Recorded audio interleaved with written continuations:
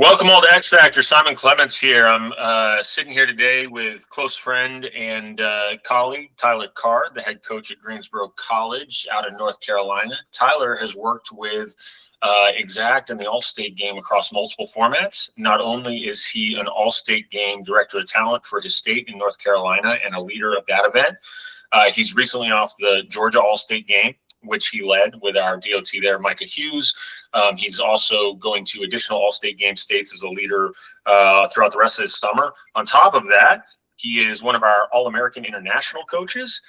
So he's gone overseas, just back from an overseas trip actually this spring, and you're going back in the summer too. Is that right, Tyler? Yep, here in a couple weeks. In a couple weeks, so that's awesome. And then, as an X1 lead with our high school camps, Tyler's all over the place, introducing our program and Greensboro College, and really providing, athletes with just a great opportunity to be introduced to the recruiting process, understand what goes into being a college athlete and how to get there. Tyler, welcome to X Factor. Thank you for having me. I'm excited to be here. Yeah, well, I really appreciate your time. I know you're a busy guy. And I know this weekend we got North Carolina is on the docket. So, with the North Carolina game, I know you came on as a DOT in, I think it was about March this year, but you've actually overseen one of the largest turnarounds that we've ever had in an all-state game. So I was wondering, just be curious to kind of get a sense of, like, you really took this program and ran with it, and now we've got a really strong game coming to the state of North Carolina, which is super exciting. What do you think's worked in terms of you taking that role and then really, introducing yourself to coaches and getting the word out about the All-State game? Oh, yeah, it's been a lot. Really the contact and finding the direct contacts, emailing, touching base. I think the biggest thing had to be getting the game out there. Not a lot of people knew about it, knew what it was. There's so many fly-by-night programs that happen out there that are just money grabs. The thing I like and respect about, with the All-State game is that they're always trying to make it better.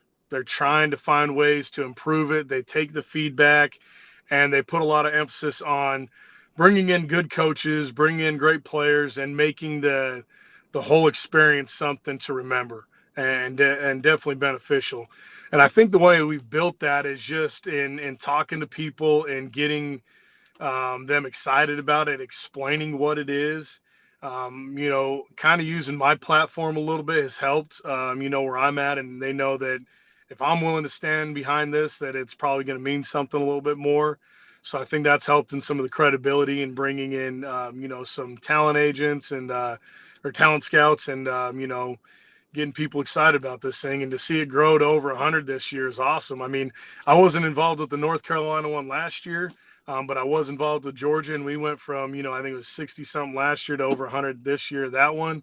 And now to be over 100 in North Carolina is awesome. It's great. It's kind of what the goal is. And if we can eventually get that to, 3 full games of, maybe it's 120, 150 kids, that's going to be a great experience for them and just more opportunities for young men to, showcase their skill.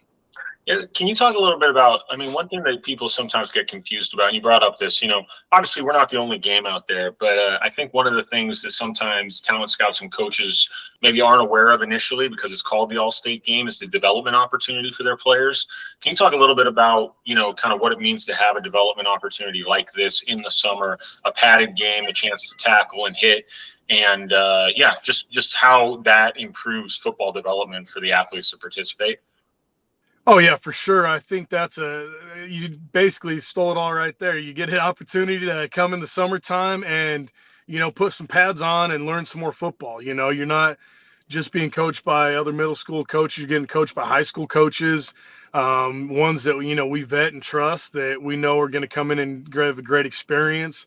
Not only, want to go out there and win the game, but teach, help grow, help learn. And so I think that's invaluable because even when you go to summer camps throughout the summer, number one, there's not a whole lot for middle school kids. It's typically more geared towards high school. And number two, they don't have a spring ball like other people, or a second season to kind of grow and develop. You got that shot for about, 2 to 3 months, and then that's it for the next 9. So this gives them an opportunity to put those pads on again, come learn from some great people, and just have fun and experience in it and get their name out there a little bit, get some exposure, showcase what they can do, and have some fun. Now, Tyler, I know you're a pretty humble guy, but I was reading some of your background. So, All-American lineman in college, and actually, I did want to focus on the line a little bit because I think we've seen an explosion of 77 and flag in the recent years. Like kind of post pandemic, these have become very popular. And you watch the videos, and I sort of feel like, man, it's almost like basketball on turf, which is really exciting and fun. But then I'm like, where are the bigs? What are we doing for those kids? Football is contingent upon the big men playing and knowing what to do, and technique and comfort and control of body, etc. For those bigs, what you as a guy who came up obviously and had a lot of success as a big himself, when you think back to your development, how, did you ever have opportunities like this, or and where does this fit in then to give those bigs an opportunity to really develop and maximize their ultimate talent ceiling? No, you're exactly right in that, because the big thing is, like, for big guys, O-line, D-line guys, yeah, there's not a lot of opportunities, even fewer, because there are so many 7-on-7s and that. And it's a skill that's unnatural. You don't go out on the playground and say, I want to play left tackle and start kick setting or run blocking people. You're living the dream too, and you're wanting to run and catch the football and throw the football. So to have opportunities to be able to grow your skill are far and few between, again, especially at that age. And some places are fortunate to have some great young O-line coaches, D-line coaches, but some aren't. Sometimes it's just somebody that kind of jumps into that role and they do their best and may not have all the tools they need to help guide and grow. But coming to something like this where you get to put pads on again, it's hard to do a lot of big man stuff without pads. We play with pads, we use them. So having these, 3 days to get the pads back on and learn and grow and listen to these coaches, talk to you and be able to grind and teach you for 3 days, it's a big thing. It's big in that development. Plus you're hearing hopefully something that, the local high school coaches are teaching and talking about. Now it gets you that, might get you excited to want to, look at their school, or, find a coach that you just kind of grow that relationship with. And that makes a big difference in your love for the sport as well. Yeah, I think watching the Georgia game, because we were down there together, one thing I was actually impressed at was, sort of the off-field work that the coaches were doing with the kids. Again, when I think about the All-State game, one thing that keeps kind of coming to mind, and I thought you guys executed really well in Georgia. I'm sure the same thing will happen in North Carolina, but it's football immersion.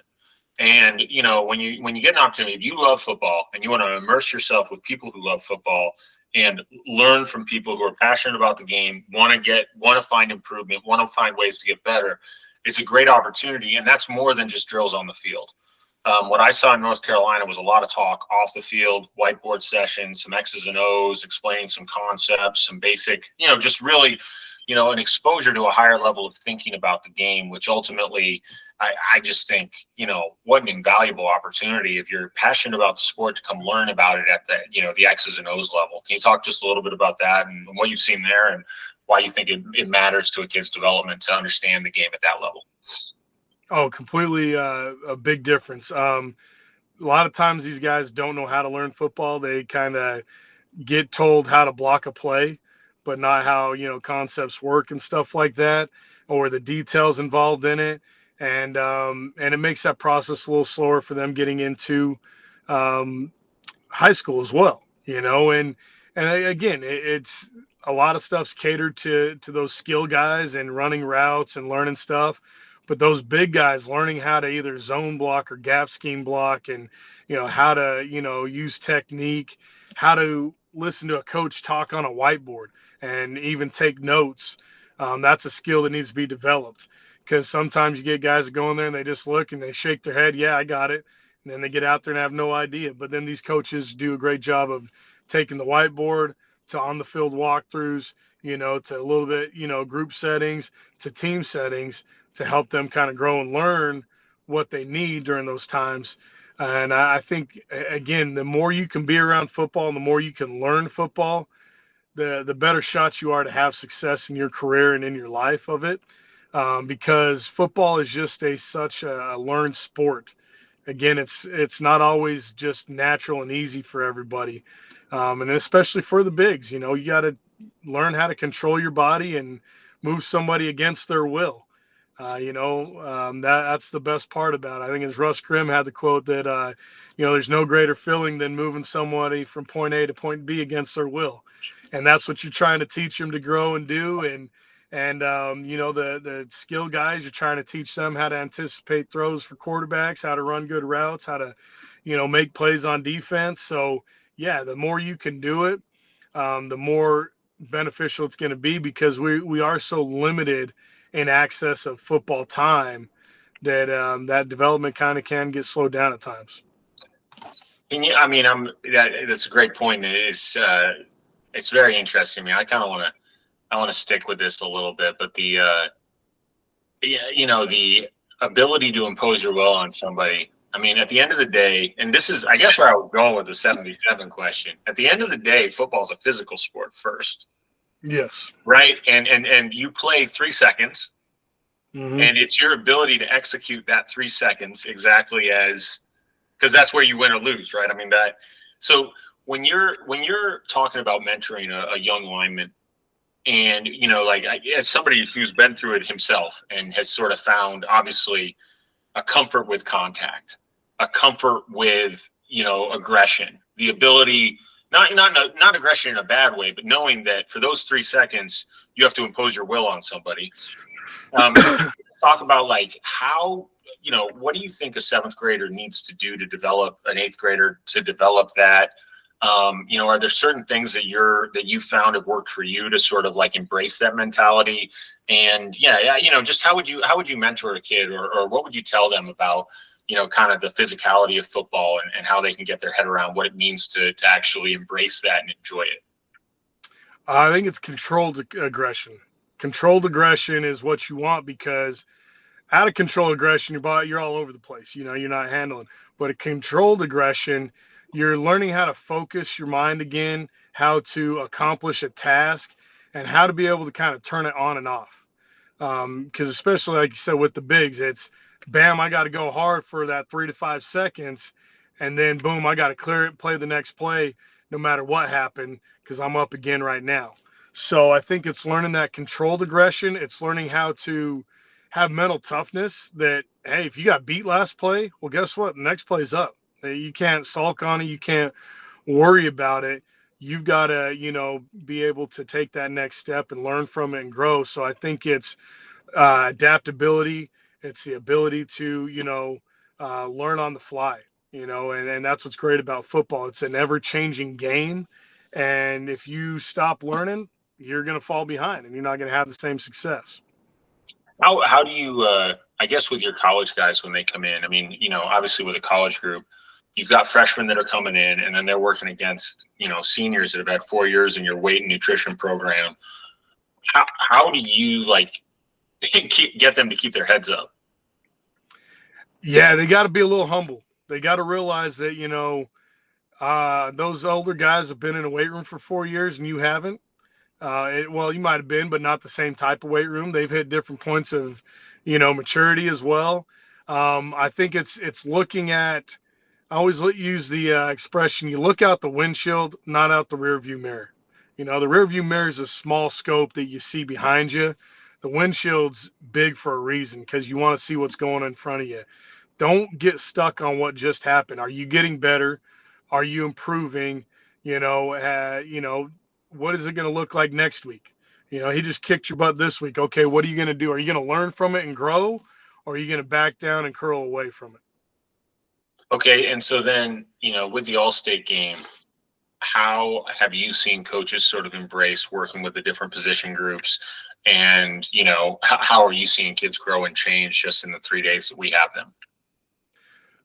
One of the things that really jump out to me that I really appreciate and like from the coaches is the off the field stuff that you hear. Not always the on the field of them coaching, but I heard a lot of coaches talking about life and talking about being a man and talking about what that looks like. I'll give you a quick example. We're at the Georgia, All-State game last weekend, and after our first snack break, like there's trash everywhere. Well, I jumped on that right away, and I told everybody, I said, at this point, I wouldn't recruit any one of you. You don't realize we're not here to pick up after you. We're not your mom and dad. This is you. This is being a man, picking up after yourself, learning how to take care of yourself. And so I think when coaches take those opportunities for teaching points is what makes a bigger impact and emphasis than anything else. So bigger than the game. And, I guess, yeah, that would be the next question. One thing that I talk a lot about and that I want from the All-State game is I would love coaches to send us kids that they have tagged as potential leaders. And I'd love them to leave the program feeling like they have a better understanding of what it means to be a leader. And I wonder if you could just talk a little bit about that, because, one of the advantages of bringing together the best in the state is not only on the field do you physically get an opportunity to challenge yourself, but you're put in a room with a lot of kids that are, they have ambition. They're hungry to succeed at a high level. How does that, what do you think they're taking back to their communities as leaders and opportunities to, sort of embrace that role going into their fall season, with an opportunity to participate and, succeed at the All-State game? Well, one of the cool things about any type of all-star, all-state game is you bring some of the best of the best. So it's a humbling experience at times, because somebody might have been the best player on their team or maybe in their county, and all of a sudden now they see that, oh, okay, maybe I'm not the best in the state. Oh, there are guys out there better than me. So when they see that, or they may take, somebody else that has been coached up well and is a great leader. Wow, this dude really jumped out because he was in the front of every line. Coach really liked him because he finished every drill. So they're taking other examples of how to do it right and how to, work hard and be leaders. And they're pulling all that in. So not only the coaches are doing that, but a lot of the players, especially, those good ones, they exude those differences in leadership and learning and growth. And I think just learning from each other is a big emphasis in it too. Kind of shifting a little bit here. One of the things I touched on it early, but of all the states that I've worked with DOTs in, you've actually overseen one of the largest turnarounds. When you took control of the North Carolina game and introduced yourself to the North Carolina market as a leader and a director of talent, you were able to fuse and create some relationships that have really, delivered. And you can tell it's worked because your message is being heard by people. I just wondering if you had advice for other directors of talent or people in that position as state leaders, what would you tell them about, what do you think are the most important traits and what mentality do you have in order to succeed in that role? I think it's like recruiting. You got to believe in your product. If you don't believe in the product, don't do it. You're just selling stuff, I believe that this is a good program and a good game, and that it's a benefit for these young men. And I think that comes out in my message and how I talk to a lot of people about it. And when you can, have that kind of faith and belief in it, they're going to do the same thing. And then they're going to feel good about pushing kids to come and have that experience and be there. Is it going to be a great day for every single person? No, that happens. But on the average, are you taking care of them? Are you not just selling something, but are you delivering a product and an opportunity? And I believe this game does that. And so I think as you talk to these coaches about it and explain what it is, you've got to have that emphasis and that passion for it. Just like if I'm recruiting a kid to come to Greensboro College, like if I don't believe in it, I'm not going to, push it. If I don't have coaches that believe in us and what we're doing, they're not going to push to come to it. So you got to start there. You got to, trust it, believe in it. And I think a lot of that comes through communication. I've had many, many, many conversations with all you guys in all the different roles throughout Exact and the All-State game. And the thing that always comes back is you guys listen to criticism, you take and you do things to make it better. I don't run into the same problems year after year. If anything, it's new problems, and then we address them and handle them and get them fixed. So I think that's a big deal in it as well. Have there been any standout scouts or guys that you've been particularly impressed with, that you've met through this journey? Because I know for you as a college coach, I mean, this is one of the interesting things, right? You're sort of pivoting from, your college role where you're talking to a lot of high school coaches and introducing Greensboro College, now shifting to, okay, well, it's kind of once removed from that high school coach. It's okay, who's a youth program director, who's somebody who's involved with the 6th, 7th, or 8th grade players in the area. What are some of the things that you've seen that have been a little bit different? And then have you met anybody that really just has impressed you from that youth rank that that you would call out? All right, put me on the spot there on that one. There's been a lot of good ones, and I still feel I'm in the infancy of learning and getting to know everybody within this program and system that we've been working. So, it's to name. I mean, Khalif Bradley's done a great job. He's one that when I reached out to him, like, bam, right away he's throwing guys our way and putting names out there. I know Carson Ray's one that when we reached out and he asked me, he's like, well, coach, is this thing legit? And we talked about it and I explained it to them, and they get excited and people want to see it grow. There's just been a lot of people that I think have done a great job in wanting to see how this thing excels. And I think as they see the product this year and what it's going to be, that's just going to continue to multiply, because I think now we're going to have a longer platform to get going on it, not just from March, but as getting this out during their season that's coming up here in the next couple months. So, I think it's tough because it's a whole different network and a whole different platform to work with. But I think just continuing to try to have some consistency to learn and grow and find those people is really what it's all about. But I think all of the directors of talent and talent scouts have done a great job of nominating. And I think the big thing is, you want to nominate the best, but also you want to nominate the people that you think could use this too. There's going to be some guys out there that they may not be the best right now, but they can utilize having an opportunity to go and compete at something and learn at this. Is a good one to throw out there too. Yeah, I mean, I think that's one of the things that sometimes is missed. We're talking about 6th, 7th, and 8th graders. And so, one of the things that you always see, you see it in high school too, but particularly 6th, 7th, and 8th grade, I mean, just the levels of development physically for the kids are all over the map. And you just don't know, like, is one of these 6th graders, they just haven't hit their growth spurt yet. One of these 7th graders, there's, and then you get some kid in there. I mean, we've had a few of those linemen. I remember in Georgia, we had that kid who was, I think he was 6'1", 270 maybe. I mean, yeah. You know what I mean? And he's a monster, and you're just like, and so, obviously over time, all those things will level out. But, finding the kid, I think that's passionate, because I brought up the term earlier. I said, football immersion. If you've got a kid who loves the sport and wants to get better at the sport, his body's going to catch up eventually. Yeah, and so give him a chance to get involved and to get some more experience, because again, you're feeding that fire.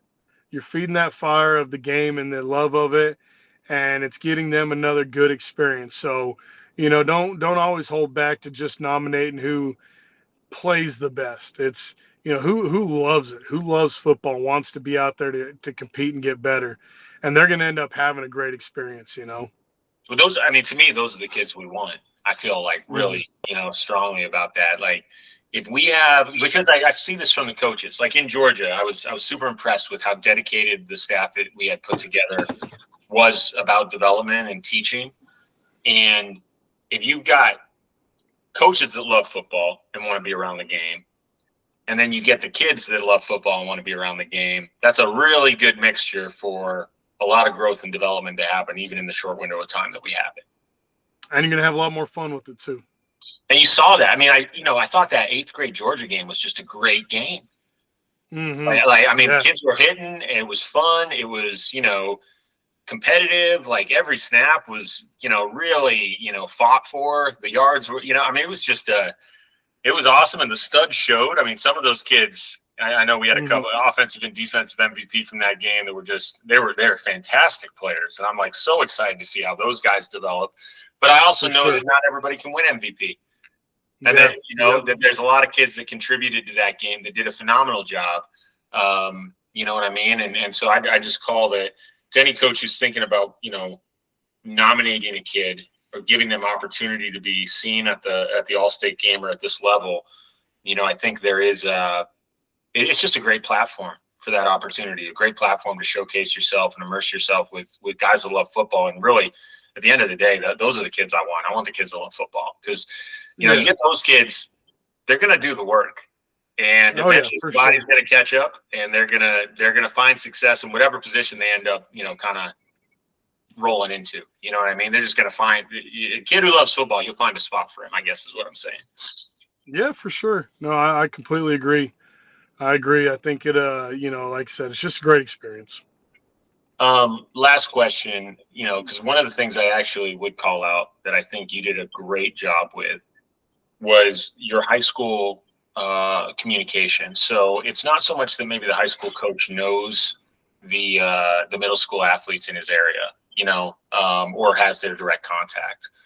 But I saw you forge a lot of relationships where it was sort of like your ability to pitch that high school coach and get him to buy into what we were doing actually led those coaches to introducing you to the youth coaches who actually could become quality talent scouts, etc.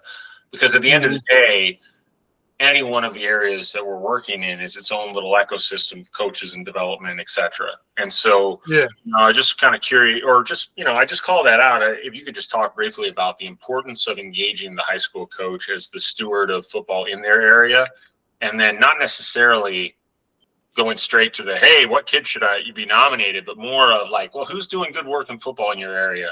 How are kids reaching you, so that they can contribute to, as freshman and sophomore on your high school team? It seems like when you gave that pitch and introduction, I felt like the high school coach response was actually super helpful and really brought together some great youth coaches that ended up being big contributors to the game. Yeah, for sure. And I think you got to trust the high school coaches that if they're a good high school coach, they're going to have a network with those middle school kids because they're going to want to know. I mean, the reality is, hey, in high school, you got to recruit now. Like, whether you can or can't, it happens. You've got to be able to have those connections to find those young guys coming up through your program.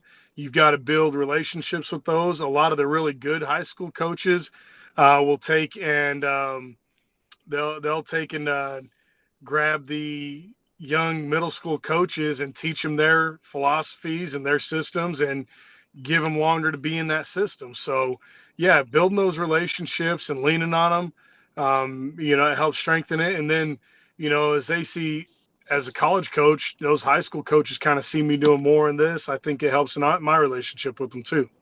Yeah, I was just super impressed with that side of your effort. And I think that, I just wanted to call it out because I think for any director of talent, finding a way to talk positively with the high school coaches in your state, understanding that there's just different pockets of coaches in the different counties or different metro areas that do have a platform to speak from positively about the game. I think those are ultimately really important advocates for you to have. And I think watching North Carolina grow, I think one of the things you did really, really well was engage that high school community and get them to buy in. And you saw that when we had those relationships, then their relationships fed, from different areas around the state, some really, really great kids.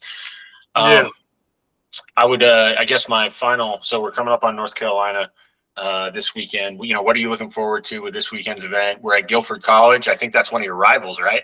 Yeah. I won't hold it against them.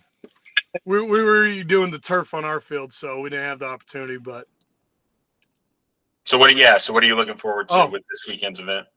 No, I'm very excited about it. I want to see some of the talent around here, and see what these guys can do. But I'm also excited about the coaches I brought in.